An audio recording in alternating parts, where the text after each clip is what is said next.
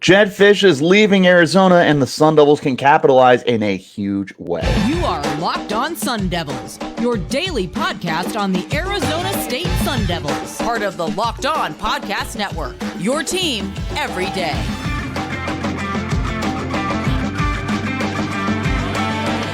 Welcome back to the Locked On Sun Devils podcast, part of the Locked On Podcast Network, your team every day.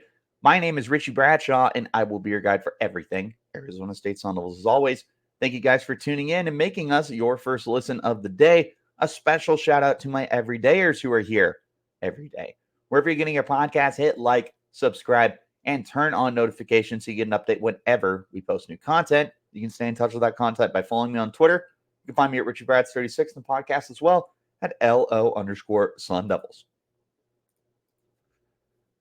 Today's episode is brought to you by Jase Medical. Empower yourself when you purchase a Jase case, providing you with a personal supply of 5 antibiotics that treat 50+ infections. Get yours today at jasemedical.com.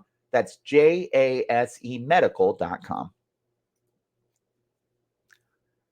Glory, glory, glory. Jedd Fisch is leaving Arizona. And real quick, because I know that there's going to be Wildcat fans who come after me. First of all, hello. Thanks for tuning in. Appreciate you guys helping the algorithm. But we'll go ahead and start with this before we even get into the meat and potatoes of this podcast. A lot of Arizona fans are saying that ASU was afraid of Jedd Fisch, and ASU is only happy because now U of A is going to take a step back. And we'll start with this. First of all, of course we're happy that U of A is going to take a step back. Why wouldn't we be? Dude, I don't care who's leaving Arizona. I don't care if Joe Schmo's leaving. If it makes you worse, yeah, I'm going to celebrate. And I'm not the only one who's going to celebrate. As far as being afraid of Jedd Fisch, I don't think so. He was there for 3 years. He went 2-1 against Arizona State. That's cool.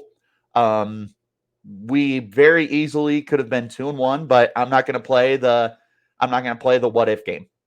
He went 2-1. That's a fact. That to me, that's cool. That's a good step in the right direction. I can give credit where it's due. But to say we're afraid of a guy who was there 3 years, no, I don't think so. Not unless it's a player like T-Mac. I would say we're afraid of T-Mac. He's only played 2 games against us, but he has been an absolute menace when he has played Arizona State. Yes, I would say we're afraid of T-Mac for sure. Noah Fifita, he's only played 1 game. I don't know if it's too soon to be saying that we're afraid of him, but he would be another guy that would be on my radar. Please excuse my dog for squeaking her toys. She is very happy right now and probably very bored. But anyways, back to the conversation. There are certain players that we're afraid of. You go back to Scooby Wright, Kadeem Carey. I don't remember what Nick Foles did against us, but he'd probably be a guy in that ballpark. There are guys that we're afraid of from Arizona, without a doubt. The same way that there's guys that U of A is afraid of. But to say we're afraid of Jedd Fisch, I don't think that's realistic. He only had 3 seasons there. If he had been there 5, 6, 7 years and dominated at Arizona State, yeah, that at that point, we're celebrating for a different reason. For sure. No doubt about it. But 3 years is not a long time. 1 winning record in that time. 1 11-loss season in that time. Hard for me to be afraid of that. I'm just calling it as it is. He had 1 great season. He was a good recruiter, if not a great recruiter. I can give credit where it's due for Jedd Fisch. That's where I'll go ahead and end that portion of the conversation. We're not afraid of Jedd Fisch, but we are going to celebrate Jedd Fisch leaving. But here's a big question. How did this come to where we're at now? And that's where we're really going to start our discussion today. Now that the little bit of housekeeping has been checked off, we're not afraid of Jedd Fisch. Let's go ahead. How did this happen? Well, it happens like this. You see a guy like Jedd Fisch who comes to a program like Arizona that had been really going through the ringer. Like, they brought in Kevin Sumlin, and Kevin Sumlin was terrible to say the least, and continued to put that program behind the eight ball. And Jedd Fisch comes in, and he inherits just an awful roster and goes 1-11 in his first year. It's going to happen to a lot of people, but man, it didn't look good to start. But he starts doing a really good job recruiting. Like, he brings in T-Mac. He brings in Jonah Coleman, who entered the transfer portal today.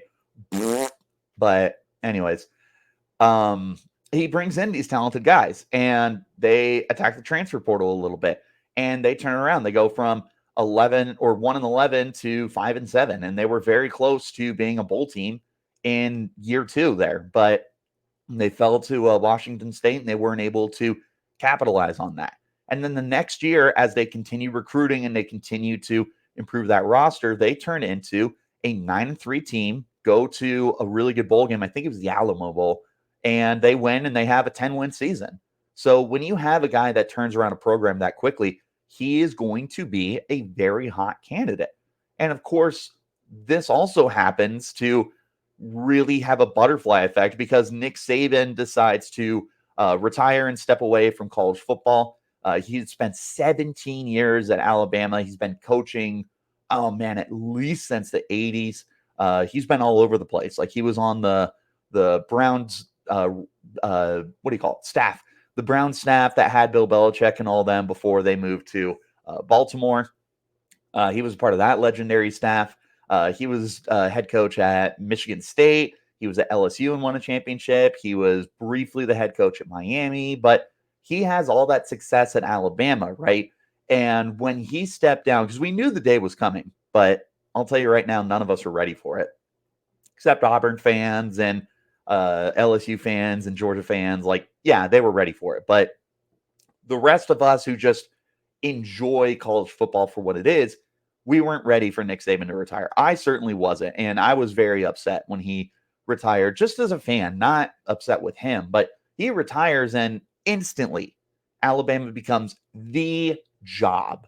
That is the job to have. Everybody is on the table for them.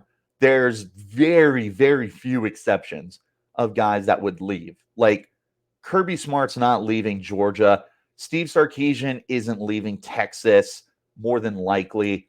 Like, you had some guys that weren't going to leave, but they had a lot of pull to grab one of the biggest names. And they did that with Kalen DeBoer. And how did Kalen DeBoer from Washington become that guy? Well, he also took a decent Washington team. They weren't nearly the dumpster fire that U of A was when Jedd Fisch got there, but he helps turn around Washington from a subpar program to elite. They have an outstanding year in his first season there. And then his second year, they go to the national championship game and they take on Michigan. And obviously they didn't win, but the quick turnaround he had was very successful. And the success that he had previous to that, like, he was at Fresno State, and I can't remember the other program he was with, but he found a lot of success where he went. So naturally, he became a very coveted target. So Alabama gets him. Now the Washington job is open. And guess what? That is also a very coveted position. That is a team that over the last 20, however many years, right, has been more often than not a very good program. They've been to the college football playoff twice. They are a very good program. Chris Peterson had a lot of success there. They are one of those jobs where, like, it opens up and a lot of people want it. And that was Jedd Fisch. Now, the thing that really sucks for U of A fans when it comes to Jedd Fisch is he had very recently said, hey, I'm not leaving. This is my job. I love Tucson. God knows, I don't know how anyone can love Tucson, but he said he did, and he loved the program. He wanted to build something, but Washington opens up. They give him a bag, and he leaves. And that really rubs U of A fans the wrong way. And, like, I can understand that. Like, you would be upset if you were a U of A fan and that happened. You'd be furious. You'd be pissed off. Totally understandable. But that's what happens, man. When those kind of jobs open up, short of having this undying kind of loyalty, those guys are going to leave. Like, take example with, I said Kirby Smart. Smart has been with Georgia forever. He was an alum there. There's so much that goes into the reason why he's not leaving for Alabama or anything else. Jim Harbaugh, besides all the stuff that's going on, prior to this year, he wasn't leaving. He had the alum status. He had been there a long time. He was entrenched. These guys are so difficult to pull when they don't have that kind of background, or when they do have that kind of background, excuse me. And Jedd Fisch has dots to connect in Seattle. He had worked with the Seahawks organization. He had Pete Carroll's son on staff. Like, there were dots to connect here. And that's one of the reasons why he decides to leave, is not only is it a big job, but there's a little bit of some background and some history with that state, with that city, with everything that's going on there. That's what happens. So that's what ended up going on. And they pull him, and it's a great hire for them. And U of A fans are furious, but it happens. It's just part of the business. And that's really frustrating, but sucks to be you. Sorry, you're not going to get any sympathy. As a famous Kenny Dillingham once said, multiple times said, nobody cares about your circumstance. No one's going to feel bad for you. Injuries or whatever. Nobody is going to feel bad for you. And certainly nobody in the state of Arizona outside of Tucson is going to feel bad for the U of A program going down the drain. And maybe that's too much. There's still time for them to find a good head coach. There's time for them to be able to bring kids in, but they're going to start losing guys. And they are going to be really suffering the consequences of losing a very talented head coach like him. But that's how it came to be. And, what's next for U of A? What's next for Arizona State? That's what we're going to talk about here in just a moment. So stay tuned. You're listening to the Locked On Sun Devils podcast, part of the Locked On Podcast Network, your team every day. The NFL regular season is wrapped up, but the playoffs are here, and it's still time to get in on the action with FanDuel, America's #1 sportsbook. Right now, new customers get $150 in bonus bets guaranteed when you place a $5 bet. That's $150 in bonus bets, win or lose. The app is easy to use, and there's so many variety of different ways that you can bet. There's live saving game parlays. You can find bets in the new Explore tab. You can make a parlay in a parlay hub, the best way to find popular parlays and more. So visit FanDuel.com/locked on and make your first bet a layup. FanDuel, official partner of the NFL. Appreciate you guys as always for tuning in. Wherever you're getting your podcast, hit like, subscribe, turn on those notifications so you get an update whenever we post new content. I really encourage you guys also to go and check out the Locked On Sports Today 24/7 streaming channel on YouTube. So if you're looking for the biggest news, like Kalen DeBoer leaving Alabama, like Nick Saban retiring, like Jedd Fisch taking over the position at Washington, then check it out, because they're going to keep you up to date on all of that. They're keeping you up to date on college, pros, football, basketball, baseball, hockey, all of it. Check it out. You're not going to regret it. It's really, really cool, and it's the first of its kind. Let's get back into our conversation. We talked about how it happened. We're going to talk about what's next. And we're going to introduce the Sun Devils into this conversation as well, because there's a lot that happens to Arizona State moving forward. But we'll wrap up our conversation talking about U of A real quick. What's next for them? Well, they got to find somebody to come in, obviously. But they need to find someone that's going to help be a program builder for them. And that's not going to be really easy. And the reason why it's not going to be really easy, and don't get me wrong, right now it is a good position for a lot of different coaches, but you're not going to pull one of the biggest coaches in the country. You're going to have to find a guy who can be a program builder. I will tell you, the first guy who comes to my mind is Bill O'Brien. And I know that may seem underwhelming, but you got to remember what he did at Penn State and how quickly he turned them around. He is a good program builder. He's a good recruiter. He's somebody that people gravitate to. That'd be a rock solid hire. But for U of A, the problem is you're not a large market. You're in Tucson, Arizona, which is very secluded from a lot of other stuff. Is it a college town? Absolutely. But this is not a Alabama, a Washington, a Texas, an Ohio State, or anything like that. It's not even close. So you're not going to be able to pull those big name guys. And if you do, then, oh my God, you're spending so much money that you don't have because you lost all of your money. They have to find somebody that is good enough to be able to remain competitive with them. And you have the roster for now to do that. But you're probably looking at a lot of transfers. You're already losing Jonah Coleman, and he's the first of many. What happens next? Who knows? But for them, you gotta find someone that can help build that program. That's where we're gonna end the conversation for U of A. We've been talking about them for too long. Let's talk about ASU. What's next for ASU? Well, the biggest thing here is to take a step forward with recruiting. ASU has done a really good job as of late with the recruiting. The last 2 years with Kenny Dillingham, they have turned this thing around. It's a lot of talented kids. I know that you look and you see 3 stars, but I encourage you to look beyond that kind of stuff because there's guys who play above 3-star level. There's guys who have more drive than 4 stars and 5 stars. And we're seeing that. Look at how quickly guys like CJ Fight found roles here. How quickly guys like Kyson Brown were able to find roles with the program. Some of the offensive linemen, they find positions for these guys. All that matters is being able to build. And your recruiting is going to get better every year after year after year after year. Well, now you have taken out Jedd Fisch from the equation. So unless U of A gets another dynamic recruiter, they are losing one of the best recruiters on this side of the Mississippi. And that's tough. So for ASU, you need to find a way to be able to capitalize on the fact that these kids in the state of Arizona are going to be a lot more available. There's a little less conversation. I'm not saying there's a ton. But you have an ability to get a leg up now because there are guys who are in the valley that are going down there.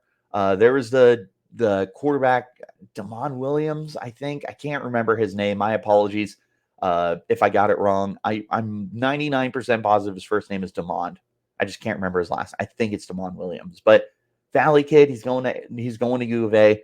Good for him. He does have time to decommit, but we'll see.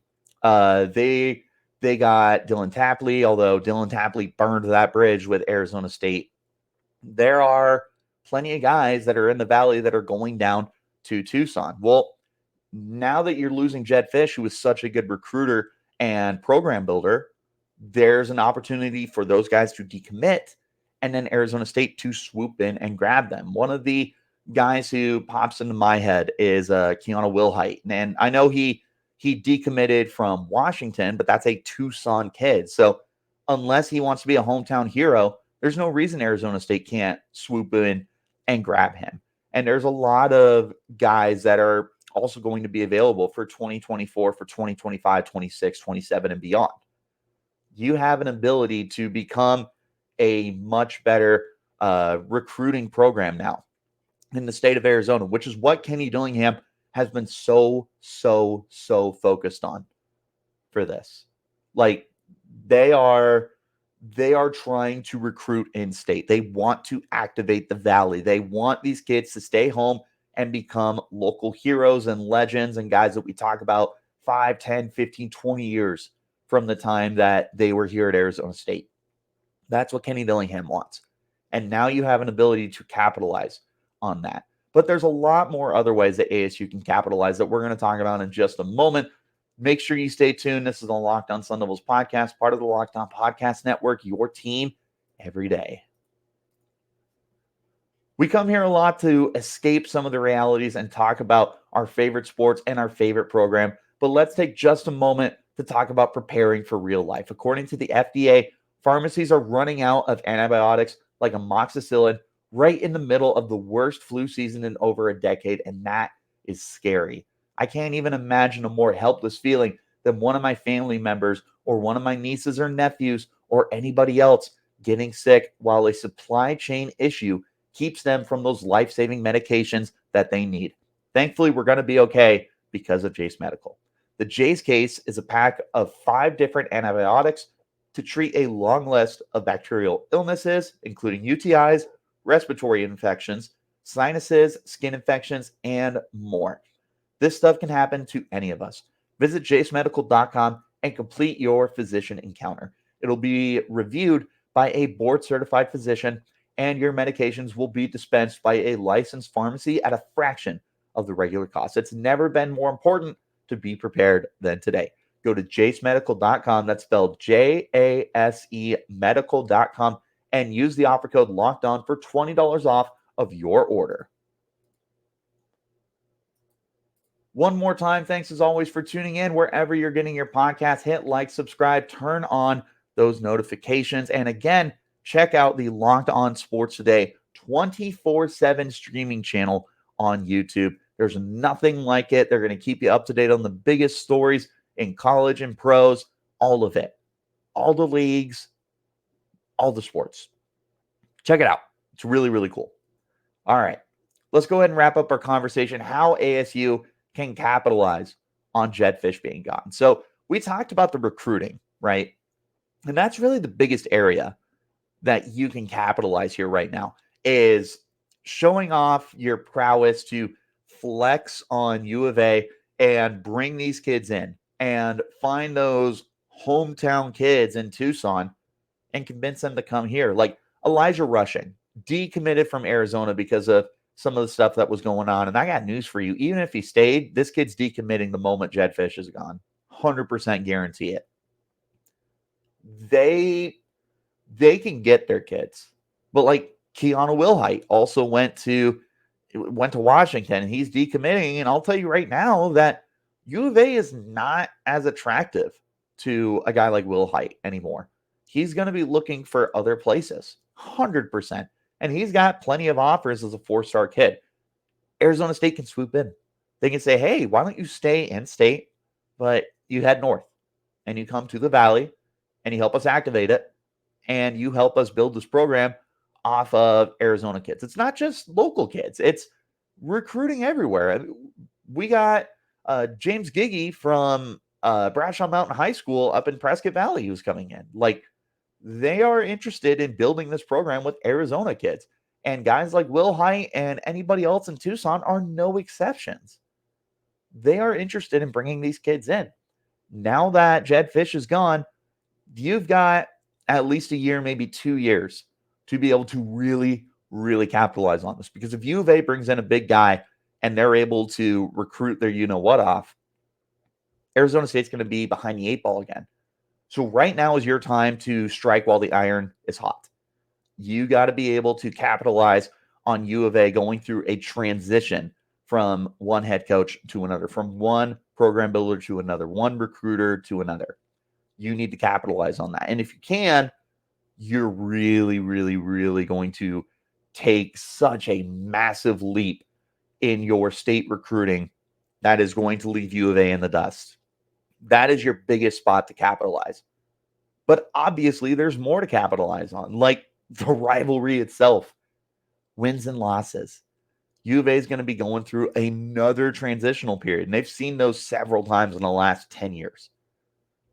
They are, as successful as this past season was, they're more accustomed to bad seasons than they are good in the last 10 years. They might be going right back to that spot. Might be. Again, as much as I'd love to trash U of A, and I love to trash U of A, if you see my Twitter, it's all about it. But I can also be objective and understand that U of A has taken steps forward. There is a massive opportunity for taking a step back now. This is where ASU swoops in. And recruiting those kids is the biggest opportunity for you and the biggest, like, top of the to-do list here. But wins and losses are also going to be big because you add the talent or you just flat out run into a team that might be a little bit demoralized next year. And maybe they're not, but I'd be willing to bet this is a team that is going to take a pretty big, significant step back. ASU comes in, they go to Tucson in 2024, by the way. You go down to their house. If you can beat them, if you can beat U of A, you are just flexing. Like, as a famous Post Malone said, man, I just want to go flex. That's ASU right now. They have an opportunity to start getting those wins again. And Kenny Dillingham, you got to know that he loves that opportunity. He said it perfectly in a press conference. He said, there's 2 seasons at Arizona State. There's the first 11 games, and then there's the Territorial Cup. He said, while he doesn't agree that winning and losing the U of A game is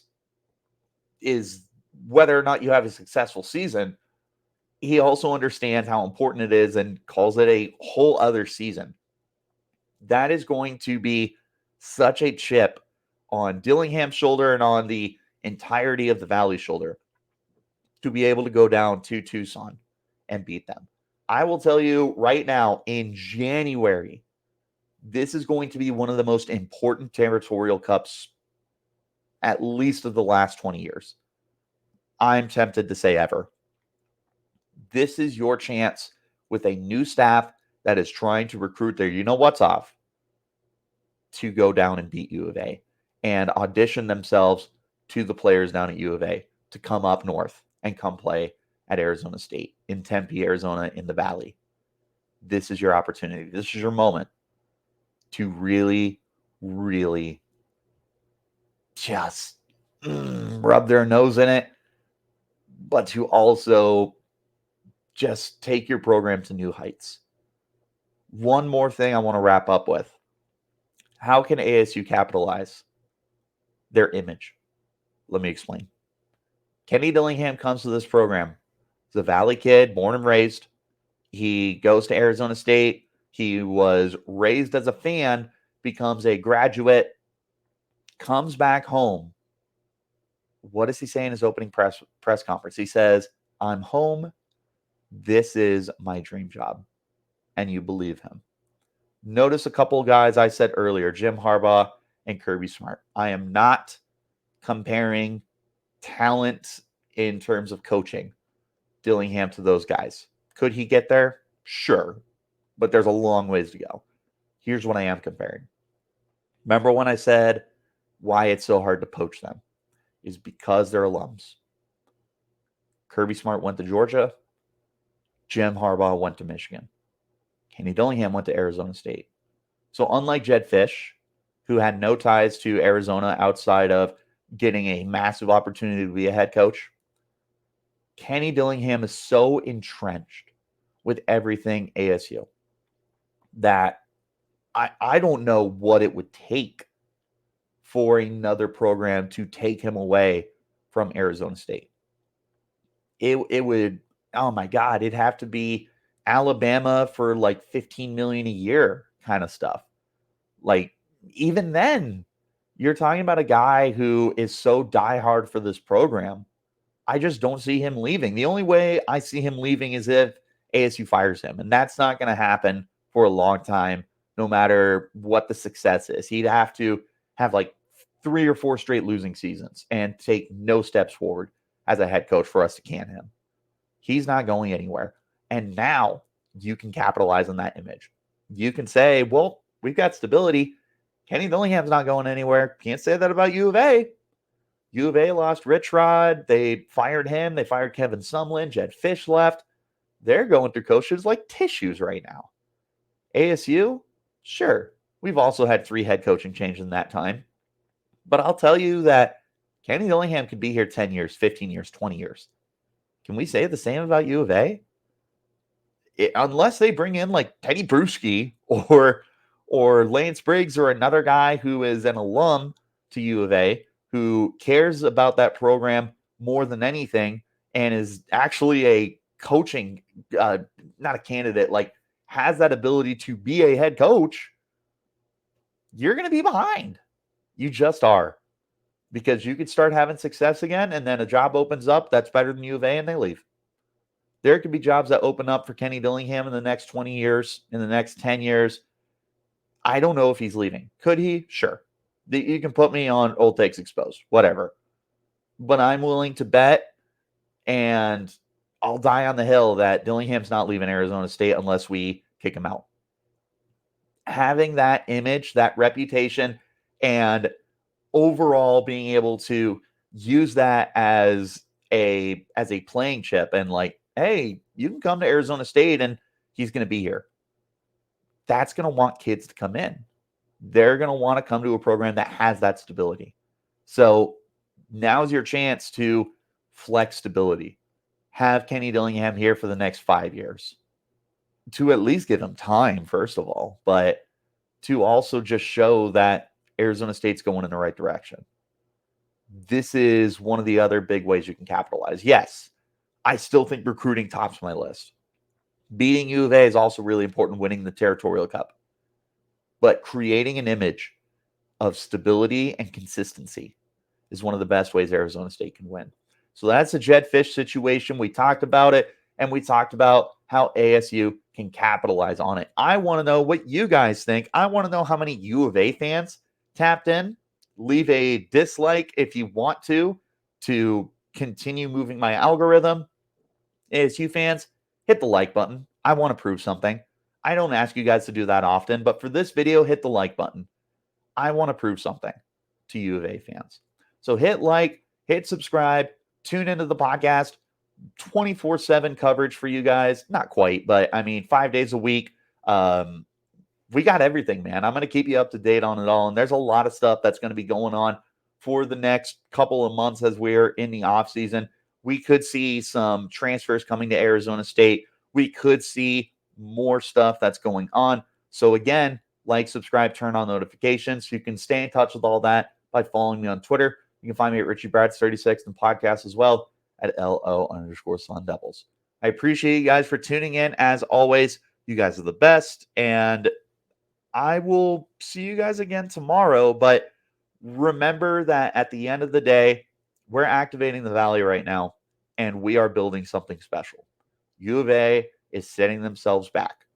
Cheers to that. I'll see you next time. Till then, you keep it locked right here